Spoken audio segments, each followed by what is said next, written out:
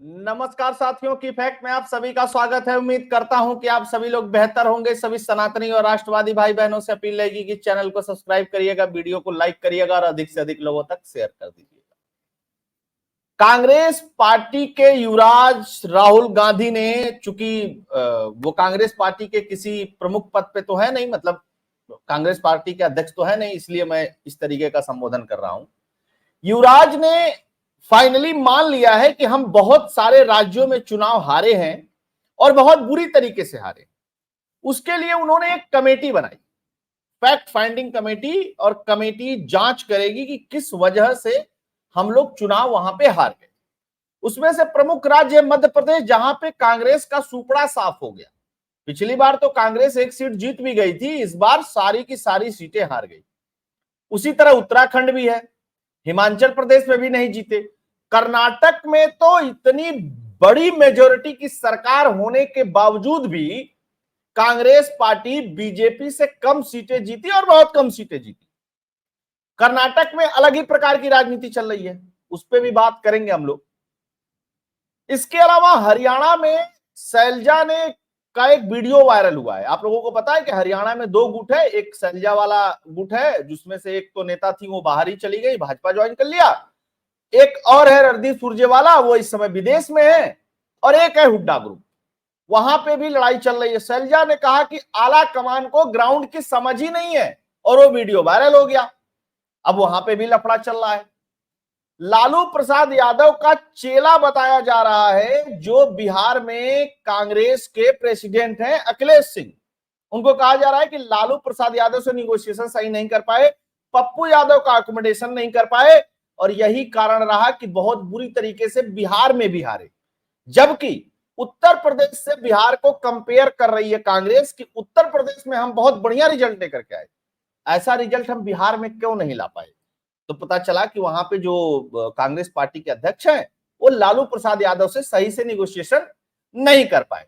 मतलब जितने 99 सीटें कांग्रेस ने जीती है उसका सेहरा युवराज के सिर बांधा जाएगा और उनको जननायक बताया जाएगा, लेकिन जितनी सीटें हार गई है उसका सेहरा जो है वहां के स्थानीय और लोकल लोगों के ऊपर बांधा जाएगा।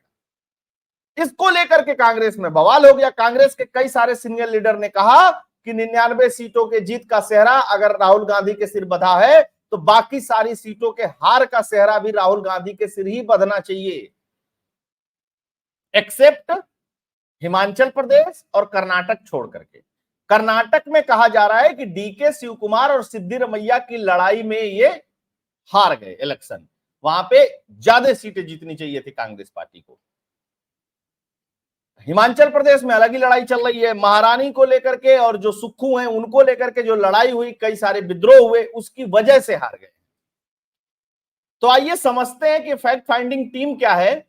और शरद पवार ने भी एक बात कही, उसको भी बता देता हूं। शरद पवार ने कहा कि अब कोई राहुल गांधी को पप्पू नहीं कहेगा। 54 से 99 में पहुंच गए हैं, मजाक बात थोड़ी ना है। अब कोई पप्पू कहेगा बर्दाश्त नहीं किया जाएगा। शरद पवार खड़े पीछे से। लेकिन बिहार में एक पप्पू जो निर्दलीय जीत गए, कांग्रेस में अपनी पार्टी का विलय कर लिए, उनका अलग ही चाव चल रहा है। तो एक पप्पू ना सही, दूसरे पप्पू सही। तो देखते हैं फैक्ट फाइंडिंग टीम कौन सी बनी है। चुनाव में मिली हार पर मंथन करेगी कांग्रेस की कमेटी, हारे हुए प्रत्याशियों से बात करेंगे पृथ्वीराज चौहान। ठीक, पृथ्वीराज चौहान जी को मिल गया। और उसके अलावा क्या है, कौन कौन है? महाराष्ट्र के इस कमेटी के चेयरमैन महाराष्ट्र के पूर्व सीएम है, उड़ीसा के कोरापुट से सांसद सप्तागिरी उल्का है, और गुजरात के विधायक जिग्नेश मेवानी है। अब जिग्नेश मेवानी की तो कोई बात सुनने वाला नहीं है, पृथ्वीराज चौहान की बात सुन भी ले एक बार को कोई, और ये जो उड़ीसा के सांसद है इनकी भी कोई बात नहीं सुनने वाला है। तो ये फैक्ट फाइंडिंग कमेटी जो है, एक तो 3 ही लोग हैं इसमें शुरुआत में, ये कितना फैक्ट फाइंडिंग करेंगे ये राहुल गांधी ही बता सकते हैं। और आगे देखते हैं।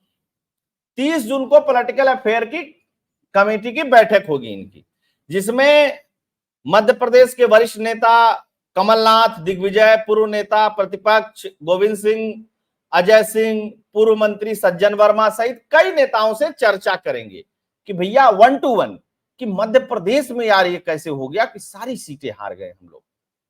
अभी याद रखिएगा, थोड़े ही दिन पहले विधानसभा चुनाव हुआ था तो सारे लोग चिक चिक करके कह रहे थे शिवराज मामा की विदाई हो गई, लेकिन शिवराज मामा ने भारतीय जनता पार्टी के लिए जो काम किया है मध्य प्रदेश के अंदर वो अभूतपूर्व है।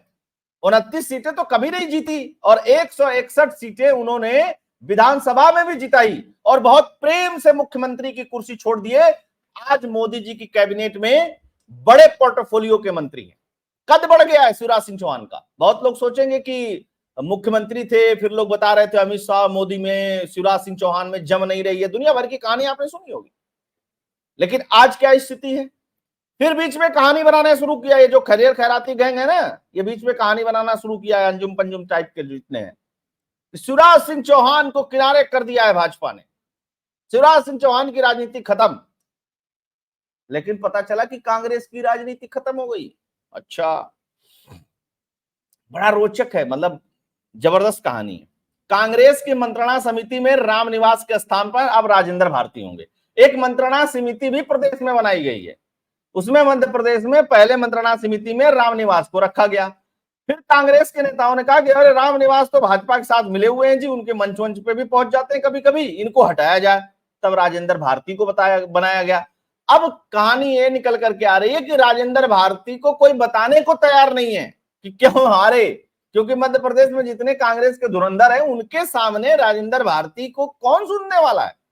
खैर, एक चीज और आप समझिएगा, झूठ सांच बोल करके लोग चुनाव जीत गए इस लोकसभा में, मोदी जी को बहुमत नहीं मिला, लेकिन ये बहुत लंबे समय तक चलने वाला नहीं है गुरु। संविधान बदल देंगे और खटाखट 8,500।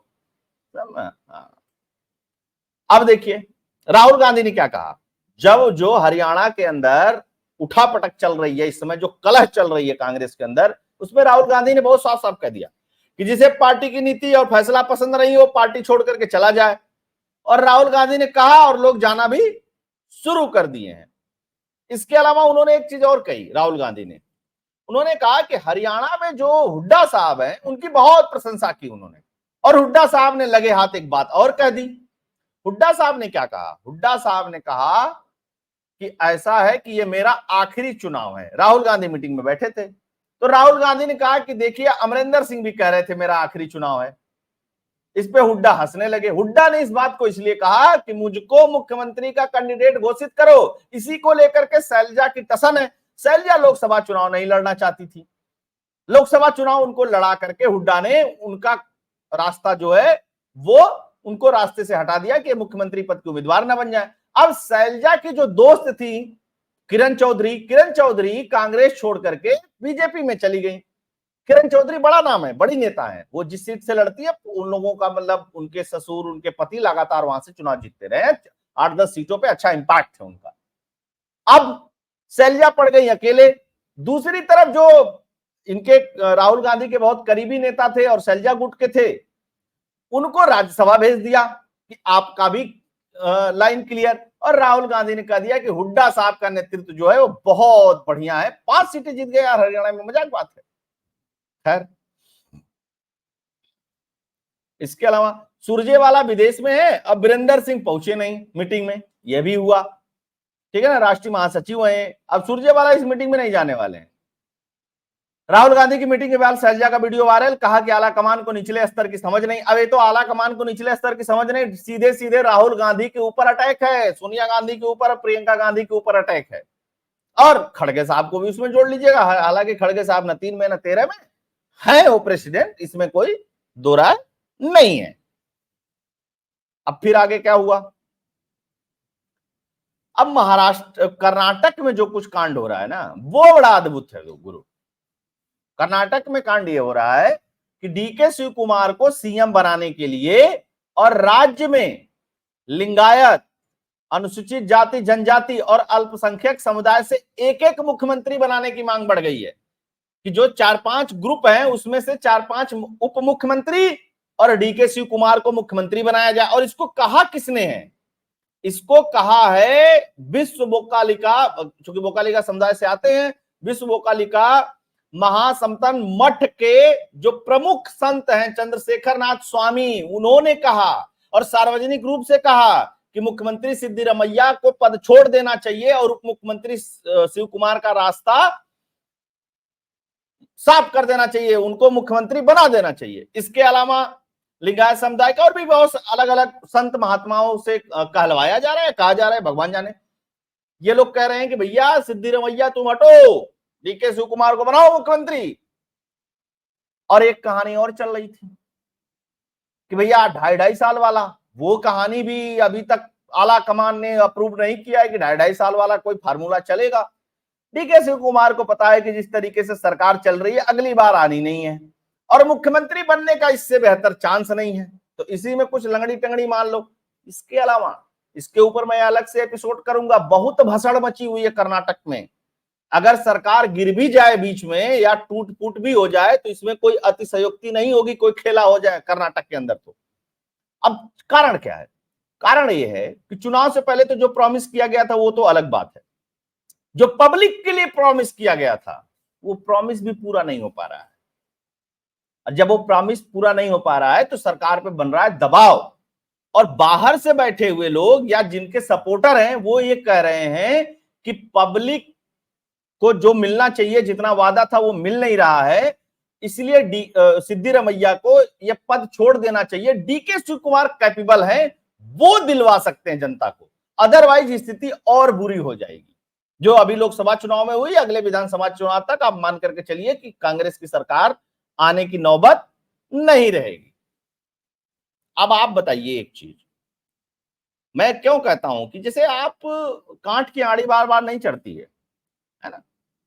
और दूसरी एक बात बता दूं आपको, झूठ बोल करके ना आप बरगला लिए, एक बार लोगों को कह दिए संविधान वगैरह ये सब अल्पसंख्यक 8,500 देंगे, सब कुछ करेंगे। सत्ता में आप तब भी नहीं पाए। कांग्रेस सब कुछ करने के बाद, जितने निचले स्तर की पॉलिटिक्स करनी थी सब करने के बाद, भाजपा में भीतर गांठ होने के बाद, दुनिया भर की चीजें होने के बाद भी 99 सीटें ही जीते हैं। और पूरा अलायंस मिलकर के ना, जो लड़ा है अलायंस, जो एक दूसरे के खिलाफ लड़े हैं उसकी मैं बात नहीं करता हूं। जैसे ममता बनर्जी अलायंस में लड़ी ही नहीं, चुनाव ही नहीं लड़ी, उनकी बात ही खारिज कर दीजिए, उनकी सीटें आप निकाल दीजिए, केजरीवाल की 3 सीटें निकाल दीजिए, वामपंथियों की सीटें निकाल दीजिए, क्योंकि वामपंथी केवल बंगाल में मिलकर के लड़े थे, वहां कुछ जीते हुए नहीं। बंगाल के जो प्रदेश अध्यक्ष थे वो चुनाव हार गए 25 साल बाद, उन्होंने इस्तीफा दे दिया। उन्होंने क्या कहा? वो तो लोकसभा के नेता प्रतिपक्ष थे, यह भी सोचने वाली बात है। तो कांग्रेस बहुत बुरी कंडीशन में है। ये केवल हवाबाजी जो बाहर बाहर बनाई जा रही है ना, ये हवाबाजी बहुत दिन तक चलने वाली नहीं है। अब बीजेपी के लिए जो चुनौती है वो चुनौती है 3 राज्यों में जो चुनाव होने हैं, हरियाणा में, महाराष्ट्र में और झारखंड में। इन 3 राज्यों के चुनाव में किस तरीके का परफॉर्मेंस करती है बीजेपी, इससे नरेंद्र मोदी जी की जो साख दाएं बाएं हुई है इस चुनाव के बाद, उसको वापस लाने में बहुत मदद मिलेगी। अगर 2 से 3 सीटें, दो राज्य भी कम से कम अगर जीत जाती है भाजपा। हालांकि भाजपा के लिए तीनों राज्यों में प्रमुख चुनौतियां हैं। महाराष्ट्र में चुनौती है, हरियाणा में भी ठीक ठाक चुनौती है और झारखंड में भी चुनौती। तो देखते हैं क्या होता है।